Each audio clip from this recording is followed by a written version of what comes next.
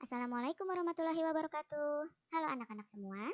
Hari ini kita akan belajar tema 6, subtema 1, pembelajaran ke-1 dengan muatan IPA dan bahasa Indonesia.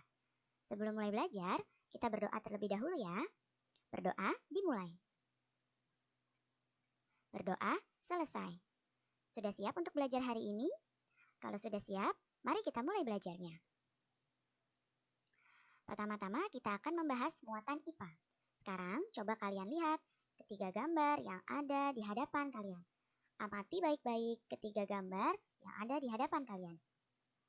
Nah, coba setelah kalian mengamati, apakah persamaan dari ketiga gambar ini? Ya, kita bahas satu persatu. Gambar yang pertama ini adalah gambar anak laki-laki yang sedang berjemur di bawah matahari pagi.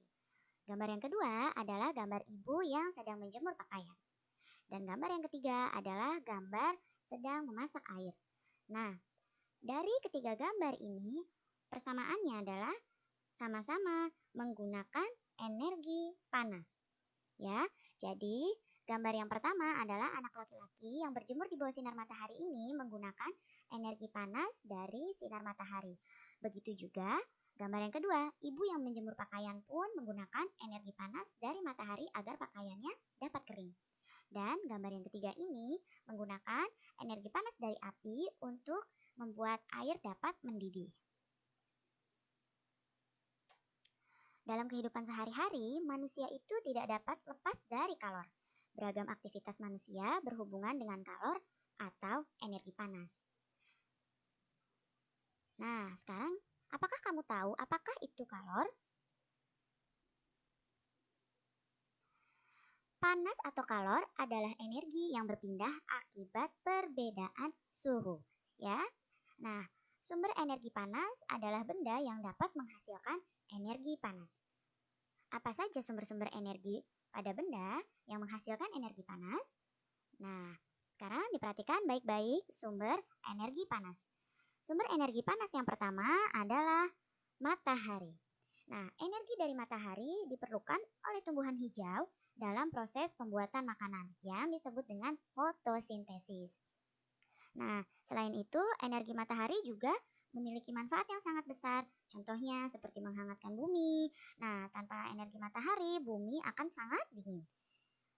Kemudian, manusia juga dapat memanfaatkan energi panas dari matahari untuk mengeringkan pakaian, mengeringkan ikan, mengeringkan biji-bijian, dan juga membantu menguapkan air laut untuk menghasilkan garam.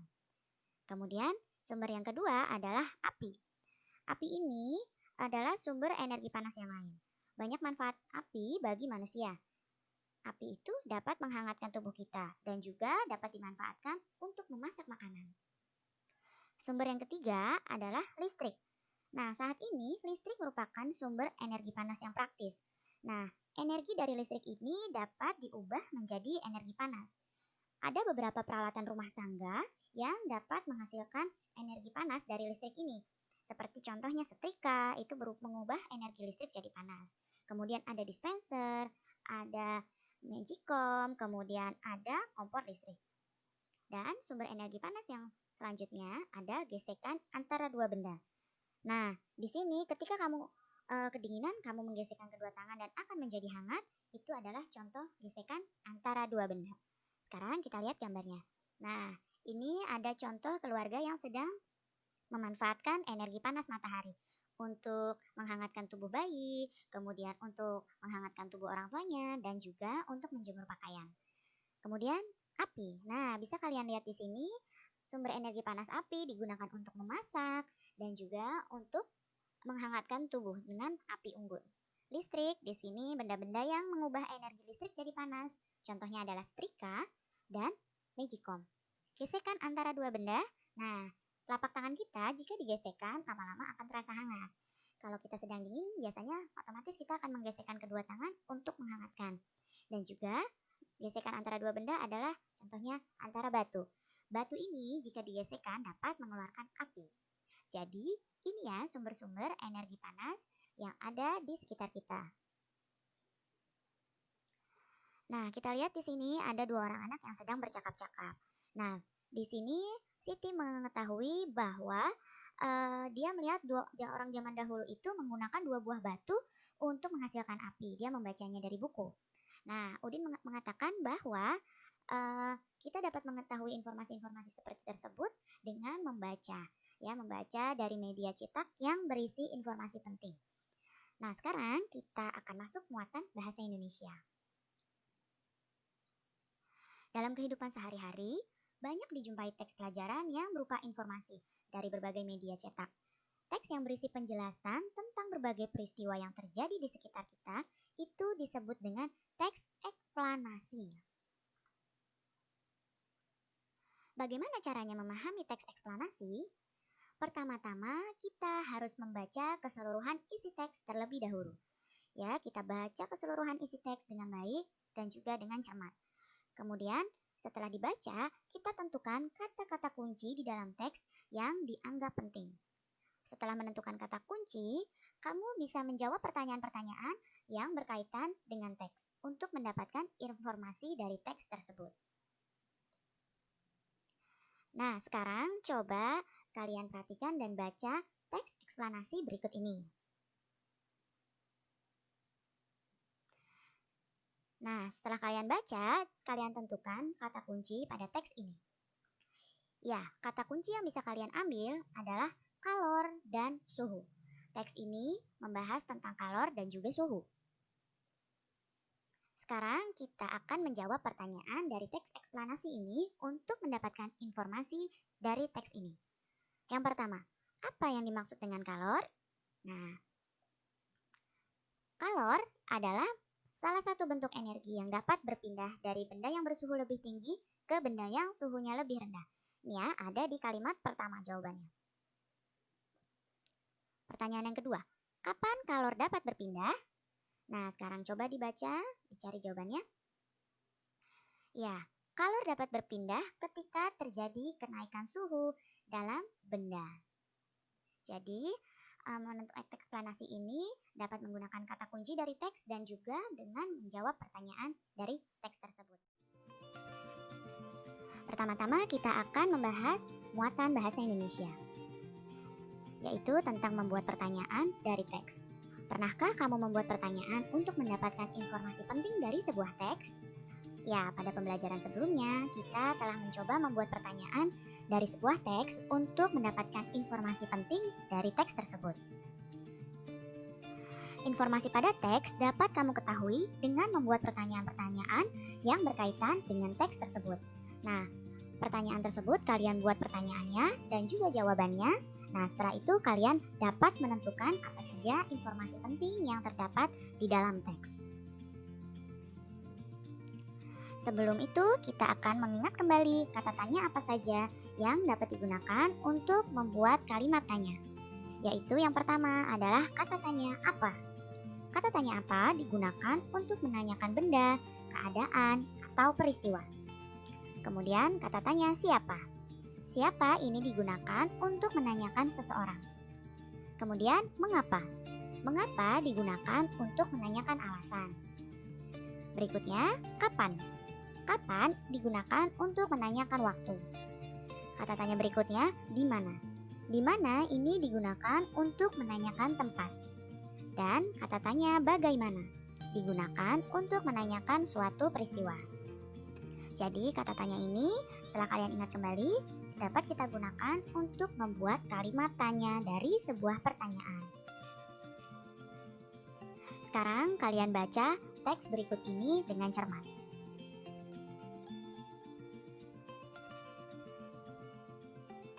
Ya, setelah membaca teks ini, mari kita mencoba untuk membuat pertanyaan dari teks tersebut. Ya, kita akan coba buat kalimat tanya. Pertanyaannya adalah yang kita coba, mengapa indera peraba tidak dapat digunakan untuk mengukur derajat panas suatu benda? Nah, di sini kata tanya yang kita gunakan adalah mengapa. Ya, mengapa ini tadi digunakan untuk menanyakan sebuah alasan. Jawabannya adalah karena setiap orang memiliki perbedaan dalam merasakan suhu di sekitarnya. Jadi, seperti ini ya cara membuat pertanyaan dari sebuah teks. Sekarang coba lihat gambar minuman yang ditunjukkan oleh Lani. Nah, Di sini Lani bertanya, apakah kamu pernah membuat teh panas atau es jeruk? Ya, mungkin kalian pernah membuat salah satu dari kedua minuman ini. Sekarang kita akan membahas muatan IPA. Di sini, baik itu teh panas maupun es jeruk, ini dua-duanya adalah sebuah minuman, tapi minuman ini yang satu dalam keadaan panas dan yang satunya dalam keadaan dingin. Nah, di dalam kehidupan sehari-hari, kita seringnya mengukur panas dengan sentuhan telapak tangan. Biasanya, kalau kita membuat teh panas, di sini kalian akan memegang gelasnya terlebih dahulu. Oh, ini gelasnya panas. Dan jika membuat es, ketika kalian pegang, oh ini gelasnya dingin. Kita biasanya menggunakan telapak tangan kita untuk mengukur panas. Nah, indera peraba kita atau kulit kita ini akan mengirimkan informasi ke otak untuk memberitahu bahwa sesuatu itu terasa panas atau terasa dingin. Nah, akan tetapi indera peraba kita itu tidak dapat digunakan untuk mengukur derajat panas suatu benda. Indera peraba kita itu hanya dapat menentukan benda tersebut panas atau benda tersebut dingin. Nah, kita tidak bisa ya indera perabanya mengukur derajat panasnya. Misalnya teh panas ini dengan derajat 30 teh panas ini panasnya adalah 50 derajat. Kita tidak bisa menentukan seperti itu. Nah, besaran yang dapat digunakan untuk menentukan panas itu disebut suhu atau temperatur.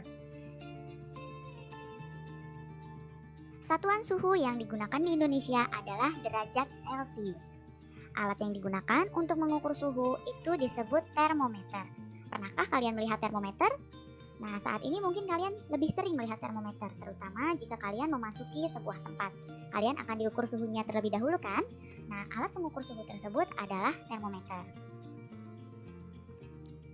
Termometer ini pertama kali dibuat pada tahun 1592 oleh ilmuwan Italia yang bernama Galileo Galilei. Termometer yang digunakan Galileo itu menggunakan udara dan air. Nah, kemudian pada tahun 1714, ilmuwan Jerman yang bernama Daniel Gabriel Fahrenheit membuat termometer yang berisi air raksa. Jadi lebih berkembang ya. Kemudian selanjutnya pada tahun 1742, ilmuwan Swedia yang bernama Andreas Celsius menentukan termometer yang menggunakan skala ukuran 100. Jadi termometer ini terus berkembang. Nah, yang gambar pertama ini yang ibu tunjukkan dengan panah, ini adalah termometer yang dibuat oleh Galileo. Ini contohnya seperti ini. Dan yang dibuat oleh Daniel Fahrenheit itu termometer air raksa. Ini seperti ini termometernya. Nah, kemudian disempurnakan oleh Andreas Celsius. Nah, Andreas Celsius ini menggunakan skala sampai 100. Ya, jadi titik didihnya sampai 100 derajat Celcius. Nah, apa saja jenis-jenis termometer yang ada di sekitar kita? Ada termometer air raksa. Kemudian ada termometer digital dan ada termometer inframerah. Seperti apa termometer air raksa? Nah, seperti ini ya. Dulu sebelum ada termometer digital, termometernya seperti ini, menggunakan air raksa. Kemudian berkembang menggunakan termometer digital. Nah, di sini kalau digital ditunjukkan angkanya, tapi bentuknya masih berbentuk termometer seperti ini. Dan suhunya ditunjukkan oleh digital seperti ini. Sekarang ada lagi termometer inframerah.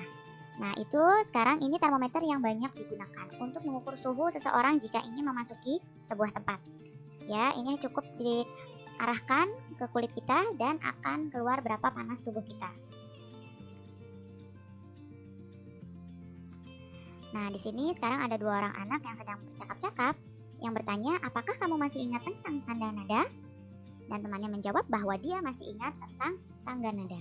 Sekarang kita akan memasuki muatan SBDP. Tangga nada itu ada tangga nada diatonis ya. Tangga nada diatonis ini sebelumnya sudah kita pelajari. Dan juga ada tangga nada pentatonis.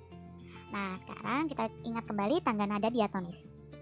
Tangga nada diatonis ini terdiri atas 7 nada, yaitu do, re, mi, fa, sol, la, si. Ini adalah tangga nada diatonis. Dan tangga nada diatonis dibagi menjadi 2, yaitu diatonis mayor dan diatonis minor. Sedangkan tangga nada pentatonis ini terdiri atas 5 nada. Ya, kalau tadi diatonis 7 nada, tangga nada pentatonis ini hanya terdiri dari 5 nada. Ada yang disebut dengan pelok dan ada yang disebut dengan slendro. Jadi ada yang disebut nada pelok dan nada slendro. Apa itu nada pelok? Nada pelok ini urutan nadanya adalah do, mi, fa, sol, si. Lihat ya, di sini cuma ada 5. Cuma ada 5 nada. Do, mi, fa, sol, si. Ini untuk nada pelok, nadanya hanya ini. Kemudian untuk nada slendro, urutan nadanya adalah do, re, mi, sol, la. Ya, do, re, mi, sol, la. Ini juga sama, ada 5 nada saja. Jadi bedanya kalau pelok, ini urutan nadanya do, mi, fa, sol, si. Kalau slendro, urutan nadanya do, re, mi, sol, la. Sekarang kita lihat contoh lagu dengan nada pelok. Apa ya contoh lagu dengan nada pelok? Adakah yang tahu? Ya, contoh lagu nada pelok adalah Cublak-Cublak Suang. Ini adalah lagu daerah dari Jawa. Kemudian, contoh lagu dengan nada slendro yaitu Gundul-Gundul Pacul. Ini juga lagu dari daerah Jawa. Jadi, nada pelok contohnya Cublak-Cublak Suang, nada slendro contohnya Gundul-Gundul Pacul. Siapa di sini yang suka dengan membaca buku? Wah, jika kalian suka membaca buku, itu bagus sekali. Buku itu merupakan salah satu sumber informasi, apalagi buku pengetahuan. Buku pengetahuan biasanya berisi informasi tentang peristiwa alam yang terjadi di sekitar kita. Seluruh makhluk hidup yang ada di bumi itu saling berhubungan. Makhluk hidup dapat hidup dari lingkungan alam, karena alam menyediakan semua kebutuhan bagi makhluk hidup. Di lingkungan alam itu terdapat benda hidup dan juga benda mati. Antara benda hidup dan benda mati ini, keduanya saling berhubungan satu sama lain. Nah, apa saja itu benda hidup? Benda hidup itu adalah manusia, hewan, dan juga tumbuhan. Sedangkan benda mati contohnya seperti air, udara, kemudian batu, tanah, dan lain-lain. Nah, benda mati itu dapat memengaruhi benda hidup. Seperti apa benda mati yang dapat memengaruhi benda hidup itu? Diperhatikan baik-baik contohnya. Jenis tanah, suhu, dan curah hujan di suatu tempat itu dapat memengaruhi tanaman dan tumbuhan di daerah tersebut. Perhatikan di sini, tanah, suhu, dan curah hujan ini adalah benda mati. Nah, namun benda mati ini dapat memengaruhi tanaman dan tumbuhan di suatu daerah. Ya, jadi ini contoh benda mati yang dapat memengaruhi benda hidup. Begitu pula benda hidup ini dapat memengaruhi benda mati. Seperti apa contohnya? Nah, daerah yang banyak tumbuhannya akan menjadi lebih sejuk dan memiliki air tanah yang berlimpah. Nah, di sini benda hidupnya adalah tumbuhan. Jika suatu daerah ini memiliki banyak tumbuhan, maka udaranya akan lebih sejuk. Sedangkan udara tersebut dan juga air adalah benda mati. Namun, benda mati tersebut dapat dipengaruhi oleh benda hidup, yaitu tumbuhan. Ya, jadi daerah yang banyak tumbuhannya itu dapat terasa lebih sejuk dan memiliki air tanah yang berlimpah. Jadi, ini adalah contoh hubungan saling memengaruhi antara benda hidup dan juga benda mati. Hubungan manusia dengan lingkungan alam ini dibagi menjadi 2. Ada hubungan yang positif, contohnya manusia menanam pohon agar lingkungan kembali hijau. Ini contoh hubungan yang positif antara manusia dengan alam. Ya, jadi hubungannya ini memberikan hal-hal yang positif yang dapat memengaruhi keberlangsungan hidup lingkungan alam.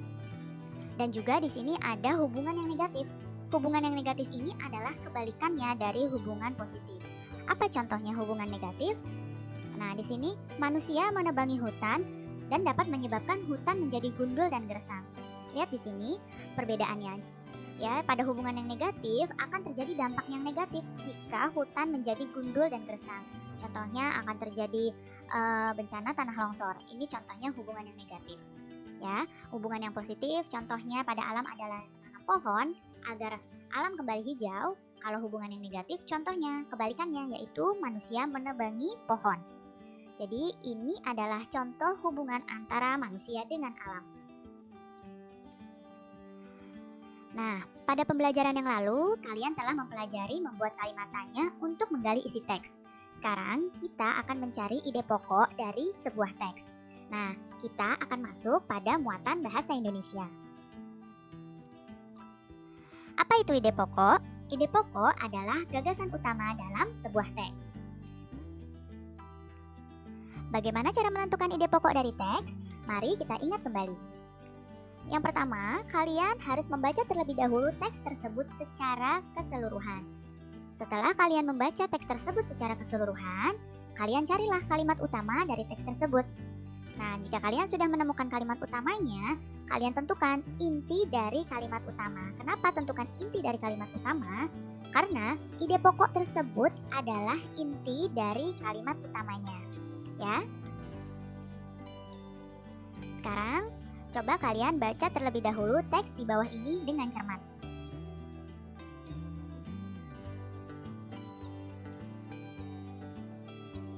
Nah, sekarang kita akan mencoba menentukan ide pokok dari paragraf ini. Paragraf yang pertama. Ya, di sini bisa kita lihat ide pokoknya dari paragraf pertama setelah kita baca baik-baik adalah makhluk hidup saling berhubungan dengan sesama makhluk dan lingkungan. Kalimat utamanya ini ada pada kalimat pertama. Nah, dari kalimat pertama ini kita ambil intinya, yaitu makhluk hidup saling berhubungan dengan sesama makhluk hidup dan lingkungannya. Kemudian, ide pokok paragraf kedua, di sini bisa kita tentukan bahwa kalimat utamanya ada pada kalimat yang pertama juga. Nah, kita ambil ide pokoknya adalah hubungan antara benda mati dan makhluk hidup. Jadi, seperti ini ya cara menentukan ide pokok dari sebuah teks. Tahukah kamu jika setiap anak di Indonesia itu memiliki hak yang wajib dipenuhi? Hak tersebut wajib dipenuhi oleh orang tua dan juga oleh masyarakat. Nah, sekarang kita akan masuk pada muatan PPKN. Apa saja hak-hak anak menurut Konvensi Hak Anak? Yang pertama, hak-hak anak adalah hak kelangsungan hidup. Kemudian, hak yang kedua adalah hak mendapatkan perlindungan dari diskriminasi, eksploitasi, kekerasan, dan keterlantaran. Jadi, anak-anak berhak untuk dilindungi dari hal-hal yang dapat membahayakan anak tersebut. Kemudian, ada hak tumbuh kembang. Di sini hak tumbuh kembang ini seperti memperoleh pendidikan, kemudian mendapatkan penghidupan yang layak untuk perkembangannya. Dan juga ada hak untuk berpartisipasi menyatakan pendapat. Jadi, anak-anak pun dapat menyatakan pendapat. Nah, selain hak-hak anak, kalian juga memiliki hak-hak sebagai peserta didik. Hak yang pertama sebagai peserta didik adalah mendapatkan perlakuan sesuai dengan bakat, minat, dan kemampuan kalian. Kemudian, hak kalian adalah mendapatkan perlakuan sesuai dengan bakat minat, mengikuti program pendidikan yang bersangkutan, kemudian mendapatkan bantuan fasilitas belajar, pindah ke sekolah yang sejajar atau yang tingkatnya lebih tinggi sesuai dengan persyaratan, memperoleh penilaian hasil belajar, dan juga mendapatkan pelayanan khusus jika